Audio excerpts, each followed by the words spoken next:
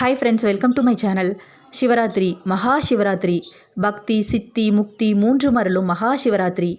மகா சிவராத்திரி என்பது பல கல்பகோடி இரவுகள் சேர்ந்து வந்த ராத்திரி.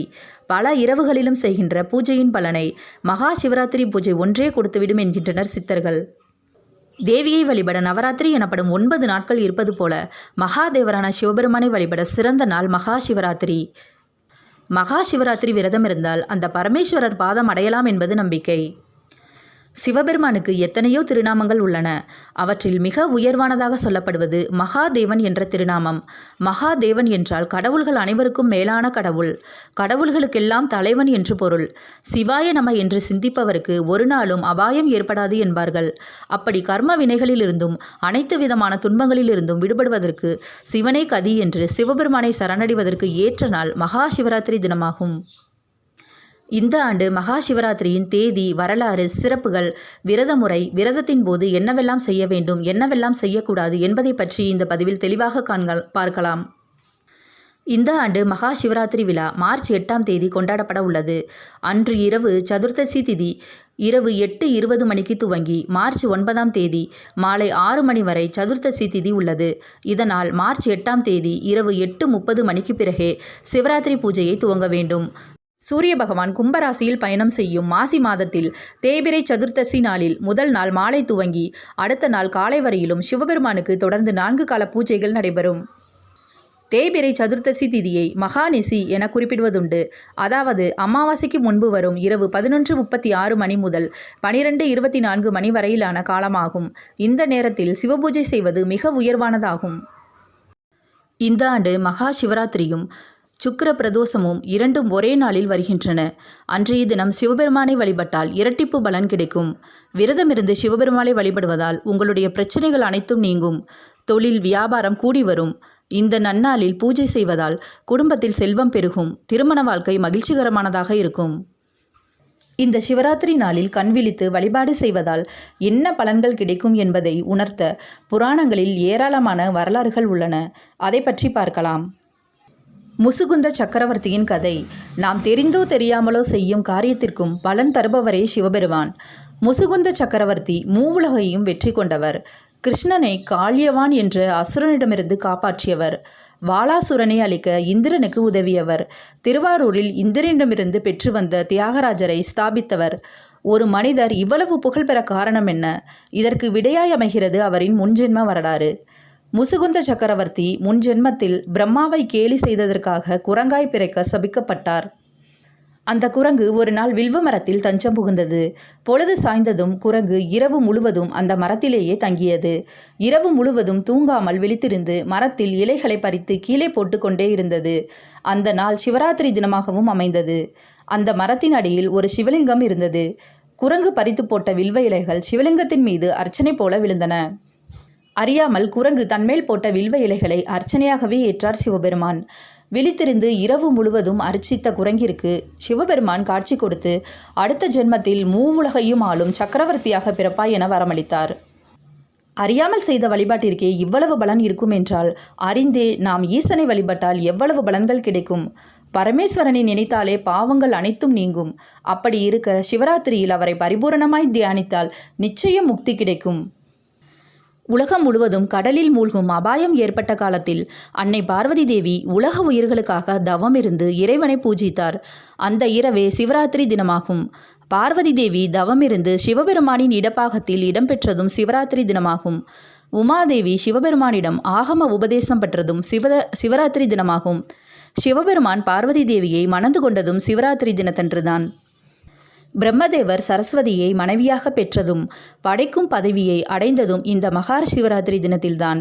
அதேபோல மகாவிஷ்ணு சக்கராயுதம் பெற்றதும் மகாலட்சுமி தேவியை அடைந்ததும் இந்த சிவராத்திரி தினத்தன்றுதான். பாண்டவர்களில் ஒருவரான அர்ஜுனன் தவம் செய்து சிவபெருமானிடமிருந்து பாசுபதம் என்னும் அஸ்திரத்தை பெற்றதும் இந்த சிவராத்திரி தினத்தன்றுதான். மார்க்கண்டேயனுக்காக யமதர்மனையே சிவபெருமான் சம்ஹாரம் செய்த நாள் சிவராத்திரி தினம்தான். பகீரதன் ஒற்றை காலில் கடுந்தவம் புரிந்து கங்கையை பூமிக்கு கொண்டு வந்ததும் சிவராத்திரி தினத்தன்றுதான். கண்ணப்ப நாயனார் குருதி வடியும் லிங்க வடிவிலிருந்த ஈசனின் கண் மீது தன் கண்களை பொருத்தி முக்தி அடைந்ததும் மகா சிவராத்திரி தினத்தன்றுதான். பிரம்மாவுக்கும் விஷ்ணுவுக்கும் லிங்க ரூபமாக சிவபெருமான் அருள் வழங்கிய நாளும் மகா சிவராத்திரி தினத்தன்றுதான். இத்தனை சிறப்புகள் வாய்ந்த மகா சிவராத்திரி தினத்தின் விரத வழிபாட்டு முறைகளை பற்றி இப்போது பார்க்கலாம். மகா சிவராத்திரி அன்று காலையில் எழுந்து குளிர்ந்த நீரில் குளித்துவிட்டு நெற்றி நிறைய திருநீறு பூசி பூஜை அறையில் உள்ள இறைவனின் திருவுருவ படத்திற்கு முன்பாக விளக்கேற்றி வைத்துவிட்டு விரதத்தை தொடங்க வேண்டும். வெள்ளிக்கிழமையன்று பகல் மற்றும் இரவு நேரங்களில் எதுவும் சாப்பிடக்கூடாது. சிவராத்திரி நாளில் சமைத்த உணவுகளை உண்ணாமல் சிவ சிந்தனையுடன் இருக்க வேண்டும். தண்ணீர் மட்டும் அருந்தலாம். வயதானவர்கள், உடல்நிலை சரியில்லாதவர்கள், கர்ப்பிணிகள் சமைக்காத உணவுகளான பால், பழங்கள், அவல் மட்டும் சாப்பிட்டும் விரதத்தை தொடங்கலாம். அன்றைய தினத்தில் தேவாரம், திருவாசகம், சிவபுராணம் போன்ற பதிகங்களை படிக்கலாம். அல்லது ஓம் நமசிவாயா என்னும் பஞ்சாட்சர மந்திரத்தை உச்சரிக்க வேண்டும். அன்றைய தினத்தில் ஒரு முறை ஓம் நமசிவாயா என்ற மந்திரத்தை உச்சரித்தால் 1 கோடி முறை உச்சரித்த பலன் நமக்கு கிடைக்கும். சிவராத்திரி தினத்தில் நாம் வீட்டில் பூஜை செய்வதோடு இரவில் வீட்டில் சிவலிங்கத்திற்கு 4 ஜாம பூஜை செய்தும் வழிபடலாம். அல்லது கோயில்களுக்கு சென்று அங்கு சிவலிங்கத்திற்கு செய்யப்படும் அபிஷேக ஆராதனைகளில் கலந்து கொண்டும் வழிபாடு செய்யலாம். மகா சிவராத்திரி தினத்தில் குறைந்தபட்சம் 1 வில்வ இலையாவது சிவபெருமானுக்கு நாம் அர்ச்சித்து வழிபடுவது நல்லது. இது நம் முன் வினையையும் இந்த பிறப்பின் வினையையும் அறுக்கும் வல்லமை வாய்ந்தது. மகா சிவராத்திரி விரதத்தின் போது நாம் என்னவெல்லாம் செய்ய வேண்டும் என்பதை பற்றி பார்க்கலாம். சிவராத்திரி தினத்தில் இரவில்தான் மிகுந்த விசேஷம். மாலை நம் பூஜை அறையில் உள்ள சிவலிங்கத்திற்கு அபிஷேக ஆராதனை செய்து வழிபடலாம். அப்படி இல்லாதவர்கள் அருகில் உள்ள சிவன் கோயிலுக்கு சென்று அங்கு நடக்கும் அபிஷேக ஆராதனைகளில் கலந்து கொண்டும் வழிபாடு செய்யலாம்.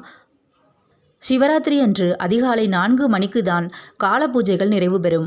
அதன் பின்னரே அங்கு கொடுக்கப்படும் பிரசாதத்தை நாம் வாங்கி கொண்டு நம் விரதத்தை நிறைவு செய்ய வேண்டும். அதுவரை கோயில்களுக்கு வெளியில் சிலர் அன்னதானமாக கொடுக்கும் உணவை எடுத்துக்கொண்டால் உங்களின் விரதம் கலைந்துவிடும்.